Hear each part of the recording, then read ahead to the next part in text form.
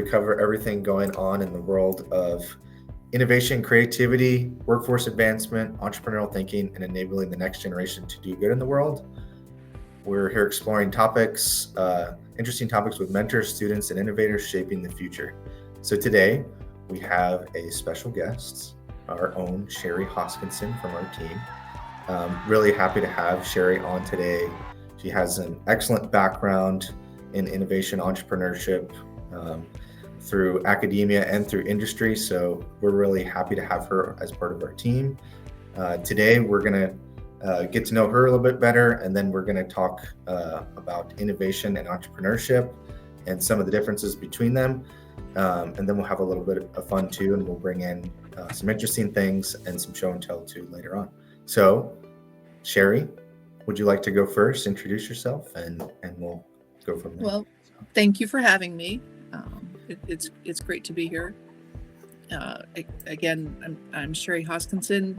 My background is more years than I'd like to admit in university entrepreneurship. I led a top Center for Entrepreneurship at the University of Arizona for many years.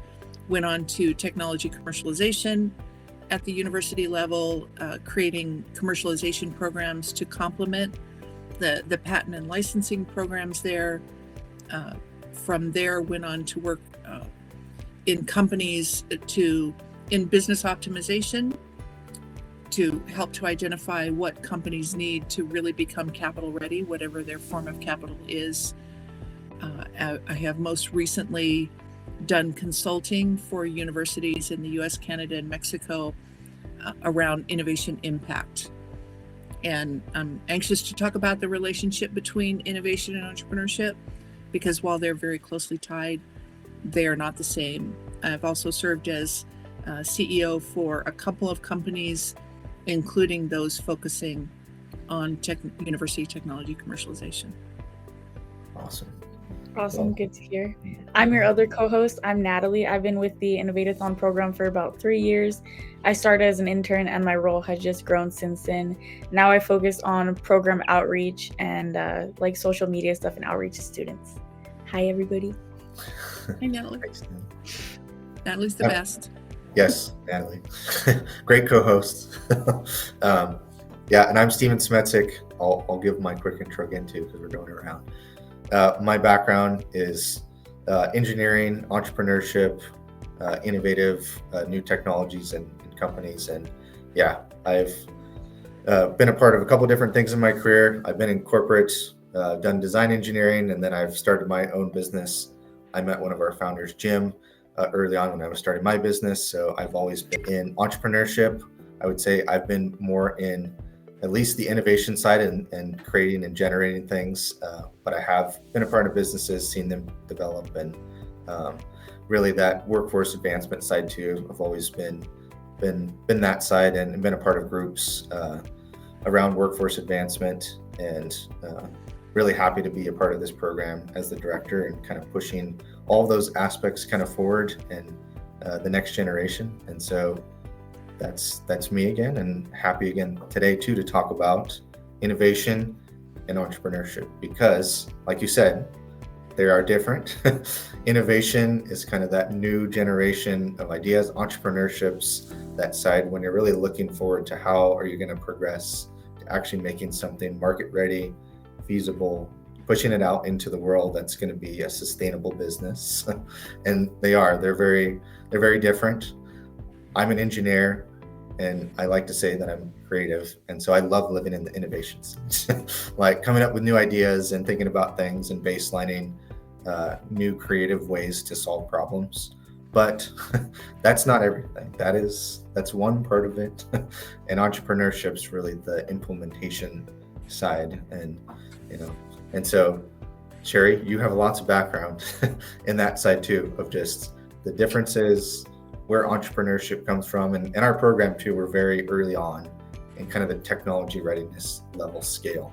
So we kind of operate in this earlier, like up to proof of concept, and then there's a whole bunch of steps that happen after that.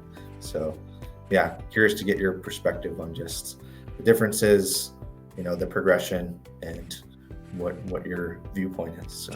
Well, I think you said almost everything that I wanted to say. So Oh, man. Hi guys. creative, and that is at the core of the relationship between innovation and entrepreneurship. And I will say that I want to start with just the great news and what I love about being a part of Innovate-A-thon, and I love about Innovate-A-thon, even if I wasn't a part of it, is that anyone can innovate given the right environment and encouragement. That means anyone can make a difference, but not everyone can be an entrepreneur. It takes a special mindset, education, equipment, preparation, and so forth to be the entrepreneur.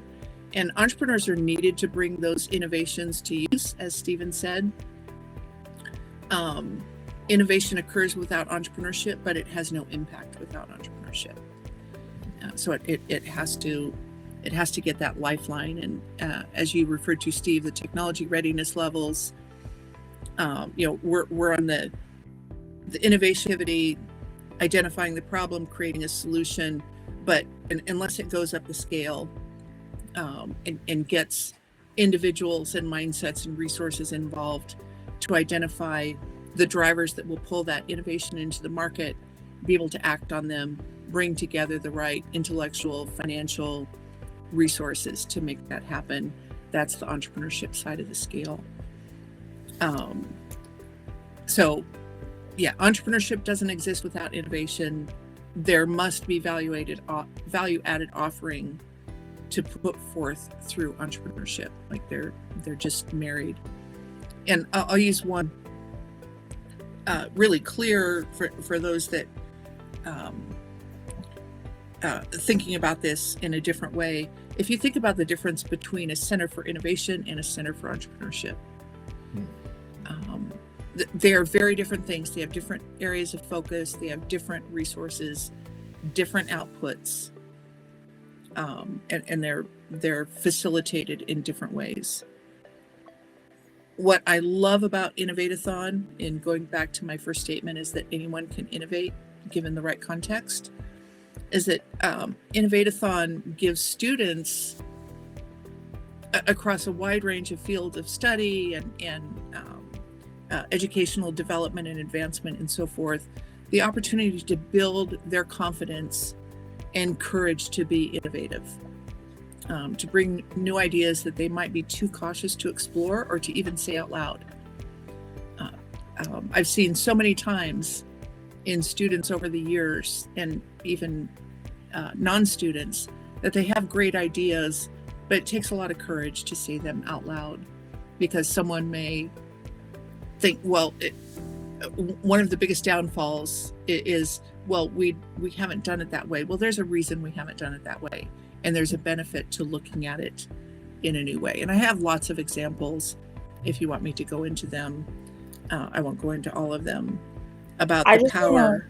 Go ahead. I just want to touch on your point that you said innovation can be for anyone, because I think that's something that people kind of get caught up in. They think, well, I'm not, who's the guy who made the airplane? I'm thinking Orville Redenbacher, but I know it's not him. Right. I know it's right. The Orville guy, okay? Like, right. if he hadn't thought like let me do this plane thing, like if he had thought like it's already been done, there's nothing I can do to change it, like if he had just kind of gotten in his head a little bit too much, like he would have never come up with the invention he came up with. So it's important to like kind of step outside of that fear and step outside of that mindset of like, I can't do this, I'm not an expert, I'm not this huge scientist, or I'm not this great mind. Like even if you have those feelings of like self-doubt or negativity, like just push past it. Your innovation could be something that's revolutionary that ends up changing the world. lives. Yeah, exactly. So you have to just kind of step past that fear and like innovate even if you don't know. Innovate even if you're confused and your eyes are closed and you have no idea what you're doing.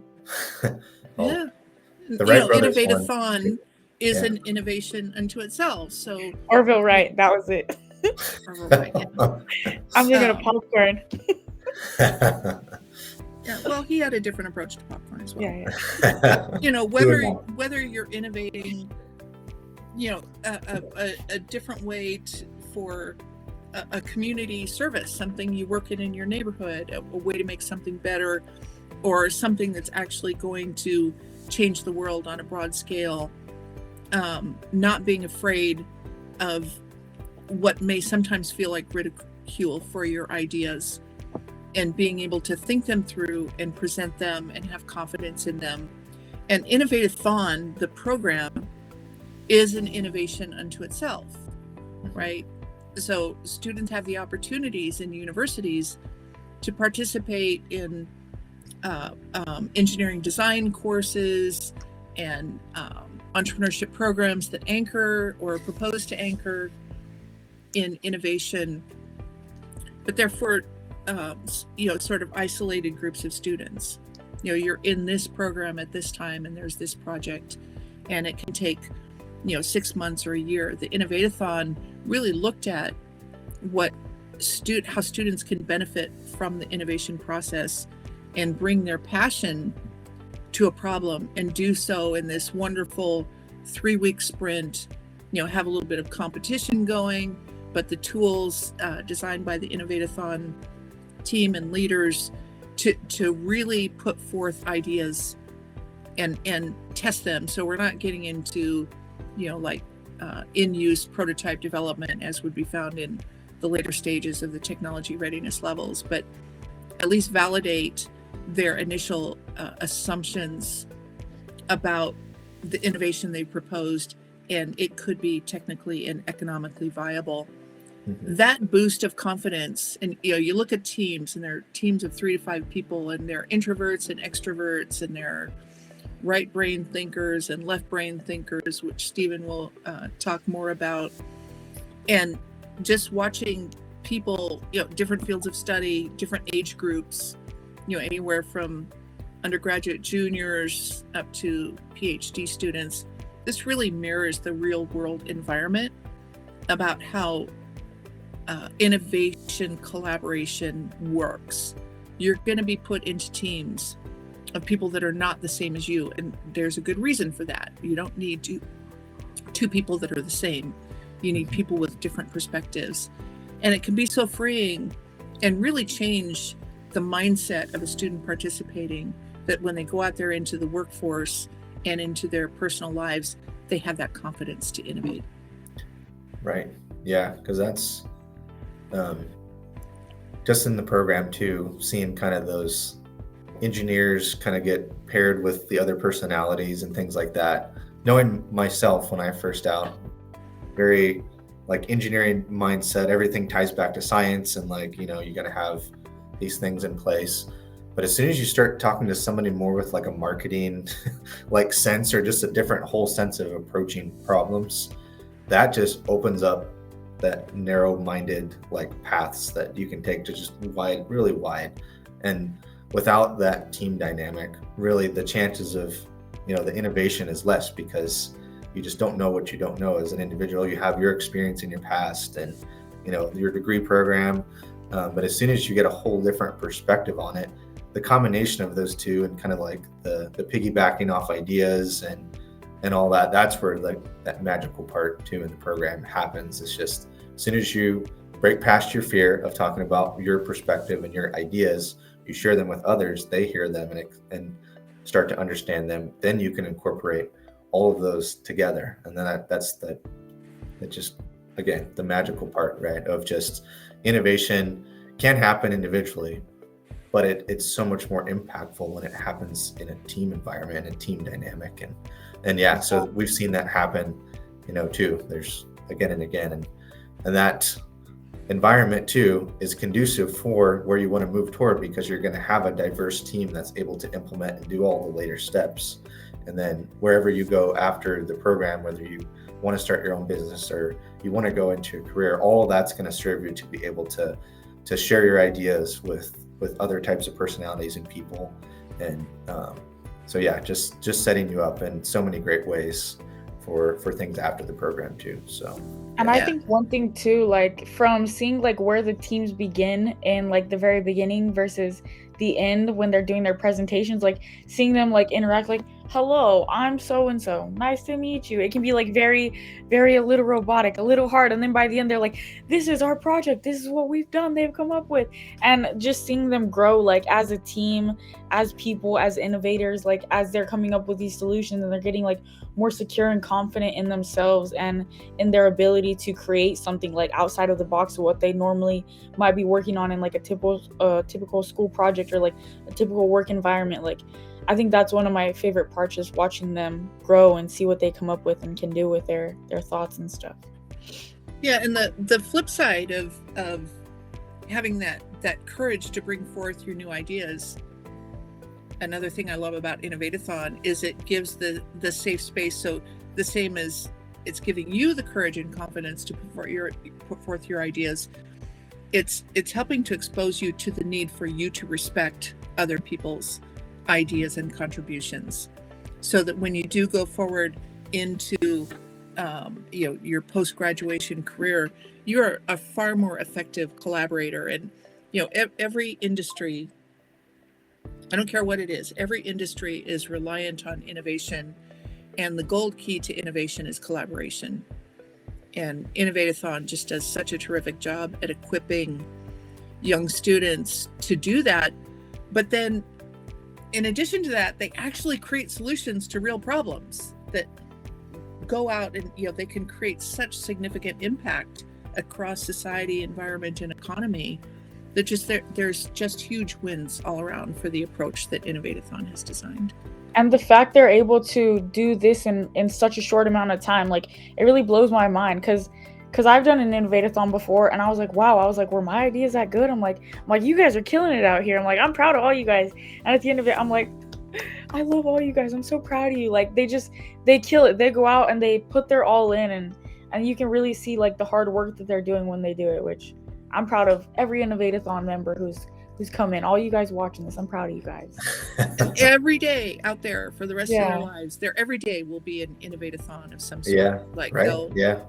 They'll know how to respond to challenges. No matter what they do, they'll say, okay, well, I was able to solve this problem that I might not necessarily have known how to solve before. Now I can do this problem in my job that I'm doing now. I can solve that. I have that confidence to do that. So the skills really do like translate over in every field, I think, in every aspect of life. So do you guys want my favorite story of the courage of and confidence of innovative ideas? Yes.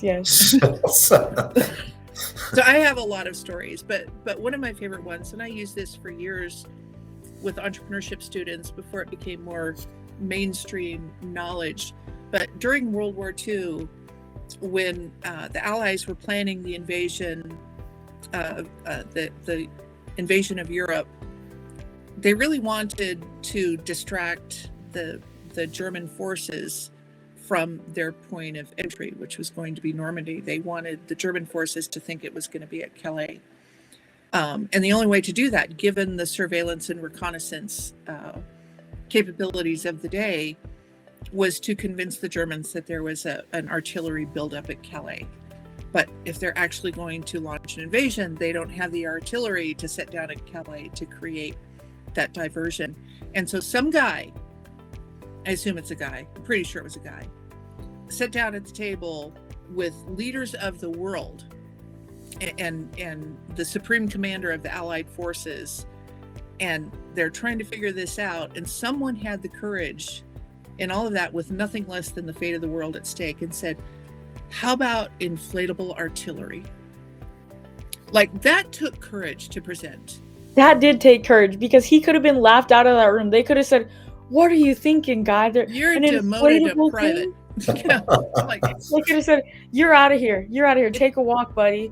But instead they listen. Like, that's also a very key part of it. Listening to what your teammates say and saying, well, that's a silly idea, but maybe we can try this and we can elevate it to do this instead. Maybe, okay, the inflatable thing, let's paint it really nice and make it look really realistic. If they had just laughed at him and not taken his idea into consideration, like, they never would have had this great innovation that probably cost them, what, a couple $100 to put together and paint it up and get it sent out. And it could have very likely meant the difference between winning victory and defeat at Normandy. And so what, in bringing back full circle to Innovate-A-thon, I want every student through Innovate-A-thon to have that courage to say, okay, this may be a really an idea that's way out on the left side, but let's listen to it and let's build on it together, and to have that courage to know that they can make a difference if they just examine the problem, think, and I think this term is so overused, but I don't know how to rephrase it, think outside of the box, and present their idea, have confidence in it, and have it accepted in a respectful environment and build on it. That's what innovation is. One of the things too that I like about the Innovate-A-thon program is actually one thing that Jim always says: no idea is a bad idea, because it's very easy to get in the mindset of, this is too silly, I'm not going to bring this up, I'm not going to say this, that's a stupid idea.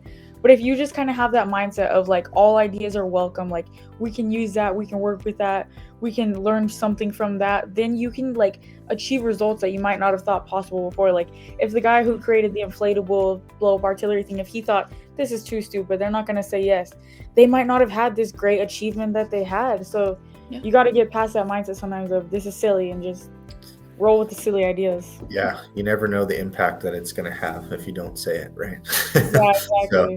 Yeah, exactly.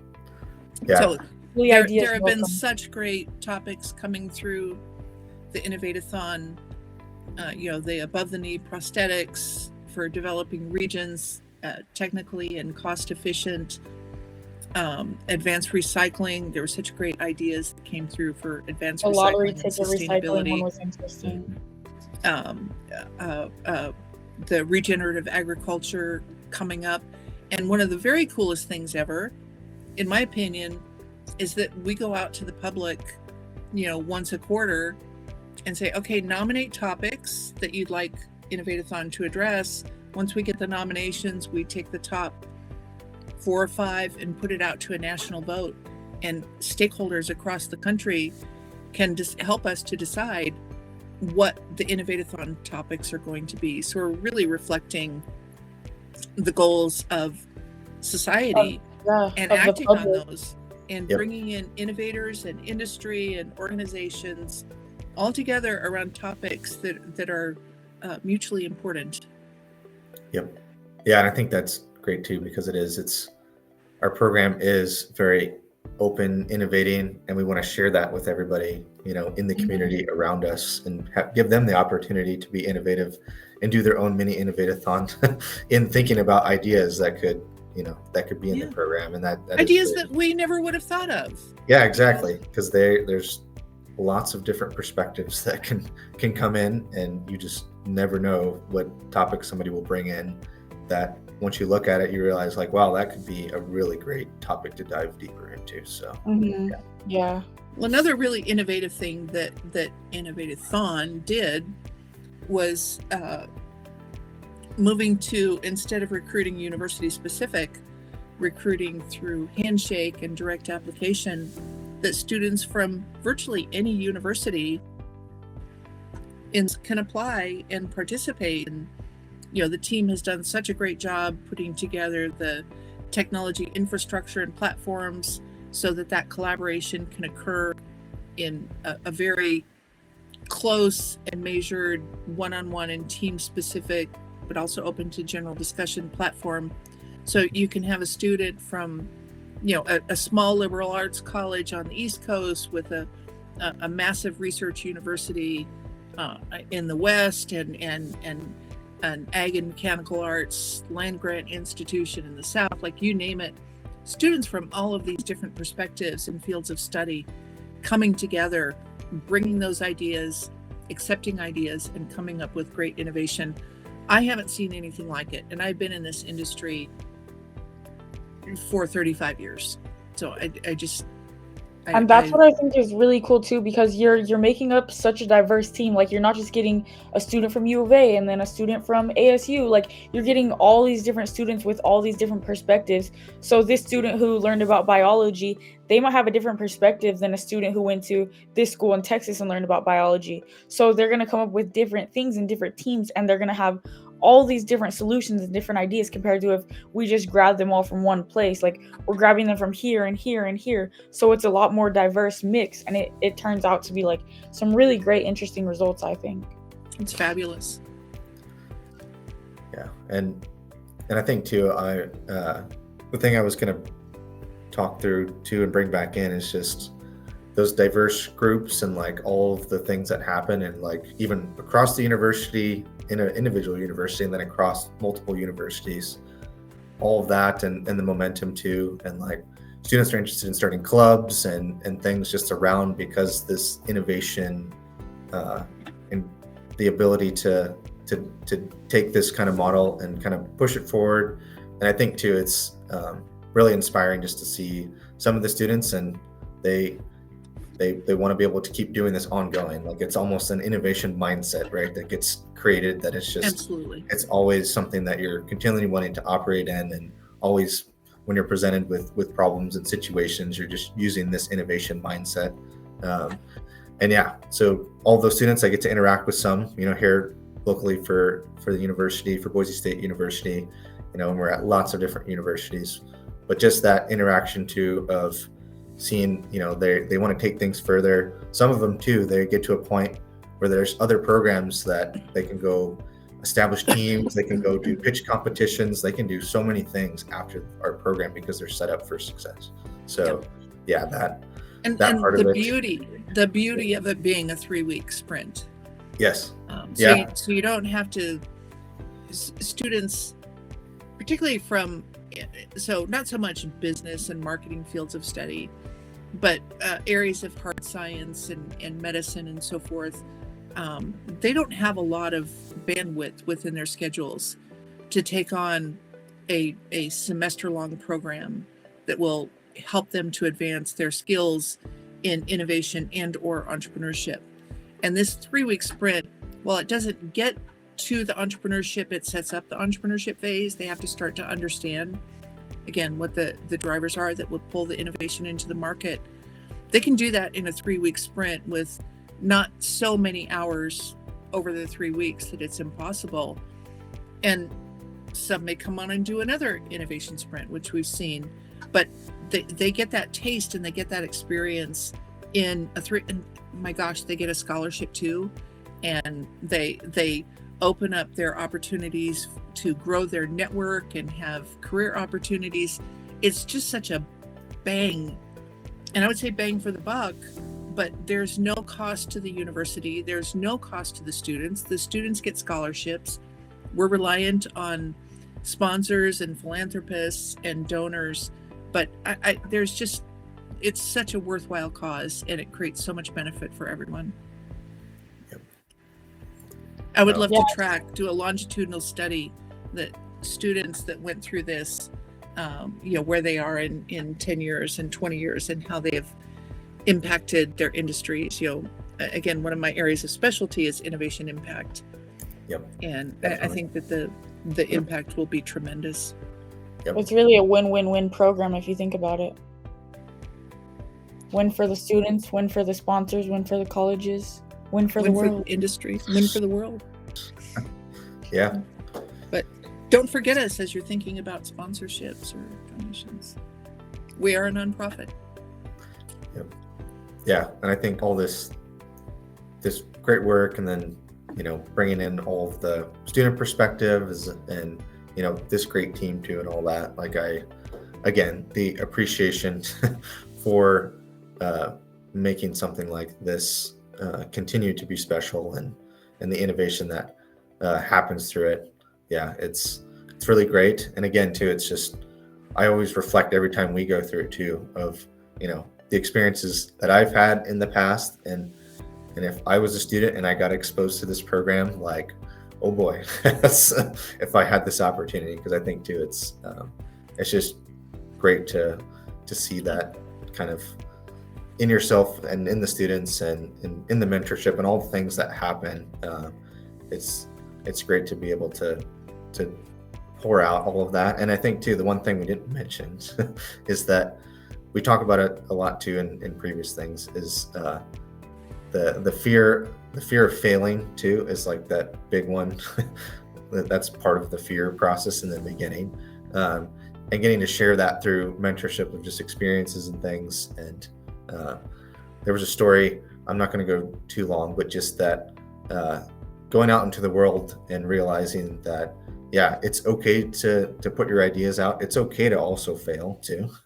And even if you come into the competition and like the first time, you place in the final part of the presentation session, your score's a little bit lower, but then you come back again with new ideas, fresh perspective, and then you keep pushing. And so that's the entrepreneurship side that coming in, and we've had students do this like multiple times. They come back in the program again because they want to keep innovating, they want to keep coming up with new ideas. And that's that part too. It's just encouraging the pushing through failure, because the entrepreneurship side, that is the hard part after our program too. But you have to have a bright enough, confident enough spark in the beginning to just push forward your ideas to even get to that stage. And I think that confidence and all that's built up. It's just so great to see that, and they're just so set up to move into the next stages if they want to, and push in and start their own businesses, or take what they've learned and go into a corporate company and do entrepreneurship. And there's just so many great things in that aspect too. And so well, and because the topics, unless they're exclusively sponsored, are open innovation, and so the new ideas that are brought forth are available for use for society. So it's a great contribution. The companies that sponsor in part are able to leverage those, but just if it's a advanced recycling or pedestrian safety or whatever, the information is available. Students always get credit for what they innovate, should there be resulting intellectual property.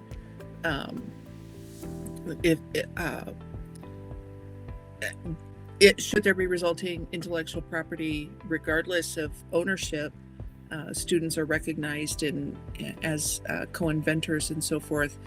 So they're just, given all of my years in working in this, it's the most win-win-win situation that I've experienced. Yeah. You had an example for us, Stephen, didn't you? Yeah, no, this has been a great conversation. And I was going to just going back and seeing students go through. So I was going to mention one thing, and then I'll go to my show and tell that I brought for today. Yeah, so some of the students too going through the program, there's a few that they've either moved on or they've graduated, or they're kind of starting to get to that next level. And there is a particular student who's going out and doing pitch competitions now too, that's been through our program. And so that's going to be great. I'm making an internal announcement too. I'm actually going to be on the judging panel for this student at a pitch competition that was in our program. So that's kind of just exciting to be able to witness and see the next steps. And this student is very innovative and I know it's going to be great. But just those things that he learned in the program and was inspired enough to go out and start, another idea with, and find a team and go out and do this. So that too, I've been around that process a lot of seeing, student teams and, non-student teams kind of form and go through, and a lot of great ideas. A lot of them too fail. There's always going to be that part where you just can't be afraid to go out and keep pushing it to the next step. And they can. There's just silly ideas, and a lot of people will think they're silly all the way up until they're not a silly idea, and they're able to push through, and there's a market and there's a fit, and yeah, that's kind of the show and tell today. So there was early on when I was doing product development services and being part of early starting entrepreneurs who had these ideas. A lot of them are kind of crazy, and when they first pitch it to you, you're kind of turning your head a little bit, and you're like, okay, I can maybe see it, and if they have enough will to push forward. But yeah, kind of just funny, but also inspiring for what it is a project that I was working on. I was helping with some of the design, and it was a local entrepreneur in the Tucson area. And I didn't even realize what it was, but eventually they told me what it was that we were working towards, and it's a potty booster for kids. And I have kids now too, I think at that time, when I was doing this, my son, I think, was just starting to like get to that point too, where the potty training was happening. And they do, there's just like big fear for a lot of them to like sit on the toilet and not feel like they're going to fall in. And there's all these different products and things out there, and some of them work and some of them don't work as well. But yeah, this individual that I was working with had gone to Bed Bath & Beyond and all these places and checked all these different toilets and like, so, you know, at first you're like, okay, this sounds a little crazy. This is, I can see it, and like, you know, like there could be a need there. But then it was a progression over several years of, I hadn't really heard from them too much. And I know they had sold some units and got to a good point. And then I checked back again and I realized like, oh my gosh, they were on Shark Tank. And they went and they pitched their idea, and then they were able to get funding through Shark Tank. And because, you know, they were able to show that there was a market, that there was a need, even if, you know, a lot of people thought it was kind of a silly need, silly market. But all of those things came together over that initial being innovative enough and thinking about a new idea, even something, you know, as simplistic in a lot of ways. But again, some of those simple, like a lot of people have this problem, right? It's billion babies a year. Yeah, a lot of people. Yeah, and there's a certain number that would really like this solution, and then they just kind of push through and work for it. So I do have it here today. This is one of the earlier models. So it's very simple. It's a very like one piece that just slides up underneath, you know, the toilet seat. And again too, like I've had this for a while now, and then I promise it's clean. But yeah, my wash your hands after. Wash your hands after. it was been potty training. I got it back from, because it's funny. Yeah, I had it somewhere, and you know, I was like, oh yeah, if you want to try this with them, and I really liked it for a while. But yeah, just those types of things where they're simple. Like, you know, in a brainstorming session, just imagine like, you know, they're just like talking with their family, and then they start realizing like, oh, this other person's family has the same problem, and like, you know, they start realizing more. It's kind of a common problem. There are things that exist, but they think that they can have kind of they fall short. A little bit, a better market fit and a better solution than others, and then they go through that cycle. And it was years. They had to go through that readiness level of getting to a point where they were able to test, and they were able to get enough feedback and to actually feel like there was a market, and then progress forward to getting to a stage where they could plan out commercialization and what they needed for that and scaling up. And so, yeah, very cool story. As far as I understand, they're still out there selling these, and they had that, they're continuing to use that funding from Shark Tank. But yeah, just a funny but, you know, simple and inspiring kind of story of but very common use. And it's a great illustration of how, you know, they had the innovation, and that was terrific, and then they had to push through the entrepreneurial process to get it out there and realize it. Yeah, and I think too that is kind of the great part when we go through the program too. Is just a lot of the ideas, like engineers can have really crazy complex ideas, but a lot of them are very simple, elegant, might not seem like a whole lot when you first talk about the idea, but then you're able to, you know, as a team, or you get some other person that gives you feedback, you're able to start formulating a little bit more around that idea. You're able to piggyback off others, and then you're able to start realizing that, yes, this is a great, simple solution. People are going to need it. And like, yeah, and then that kind of momentum that you get just by that first thought and progressing through and working towards narrowing in on this is actually a feasible solution. But I'm sure, you know, and I remember talking with them in the beginning, they had a bunch of weird, crazy prototypes and all these things in the beginning, and they tried like 100 different toilets, and you know, and so there's a lot of that too. Go down to the Home Depot and set them on. Of things that didn't work a lot in the beginning, but then they tried enough, they got enough feedback, they're able to pivot a little bit and get to a point where they got something that worked, and it worked enough to move and progress and take the innovation and progress it into entrepreneurship. And it doesn't happen every time. Like, there's like in my back of my head the whole time, I'm like, there's a high chance they're going to fail because of there's the market and there's these other elements, but they were able to progress forward through the scale and get to a spot where they could get funding for this. And move along and move towards commercialization. So yeah. I want to know what shark they went with. I'm like, who'd you choose? You choose Robert? I want to say, I'm going to be wrong. We're going to look up the stat. We can throw it up in the side after. It's definitely not Mark Cuban, and it's. I'm like, don't tell me it was Kevin. Kevin. He's like, what? I don't think it was Gabe and John. So it's one of the others. But yeah, we can put that in the notes too, because I'm pretty sure you can go watch it. Who was it? The Sharks watch this. They get mad at me. They email me. I'm pretty sure they're not going to take the time for that. I hope. Awesome. I hope not. Well, I think I just want to say, thank you so much, Sherry, for coming on today. It was great just kind of talking through, your background, your perspective on our program, and just, impact and innovation and entrepreneurship perspective. And thank you so much for being here today and joining us. And we should have you again sometime again soon. So thank you so much. We'd love to have you back. I just want to reiterate, if you'll give me a moment, how much I love this program. And anyone that knows me, and again, I've been around entrepreneurship and innovation circles for a long time, I don't put my name on anything. Like, it takes a lot for me to feel like, I spent a lot of years building my brand.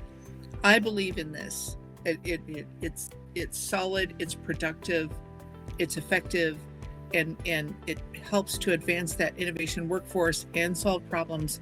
It just doesn't get any better than that. And so when I say, I know I'm not some big celebrity or anything, but I endorse it with my full heart and passion for entrepreneurship and innovation. Yep. No, yeah. Wonderful way. Mutual. I can't explain it any better than that. So but yeah. So again, thank you for coming today. Hope everybody enjoyed it and they got something out of coming and joining us today. And we'll see you again next time on the Innovate-A-thon Discussions.